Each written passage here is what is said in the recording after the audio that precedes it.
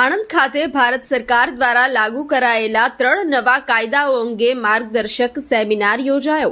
આણંદ જિલ્લા bar association દ્વારા યોજાયેલા સેમિનારમાં જિલ્લાના વકીલોને માહિતગાર કરાયા। ભારત સરકાર દ્વારા જૂના કાયદા આઈપીસી, સીઆરપીસી અને એવિડન્સ એક્ટને રજૂ કરીને તેની જગ્યાએ 3 નવા કાયદા અમલમાં લાવવામાં આવ્યા છે। આ કાયદાઓ અંગે રાજ્યના વકીલોને માહિતગાર કરવા માટે કાયદાના સેમિનાર કરવા માટે નામદાર ગુજરાત હાઈકોર્ટ અને બાર કાઉન્સિલ ઓફ ગુજરાત દ્વારા દરેક બાર એસોસિએશનને સૂચના આપવામાં આવી છે, જેના અનુસંધાને Anand district bar association Anand દ્વારા નવા કાયદાની માહિતીથી જિલ્લાના વકીલોને માહિતગાર કરવા અંગે ડીએન હાઈસ્કૂલ આણંદ ખાતે સેમિનાર યોજવામાં આવ્યો હતો।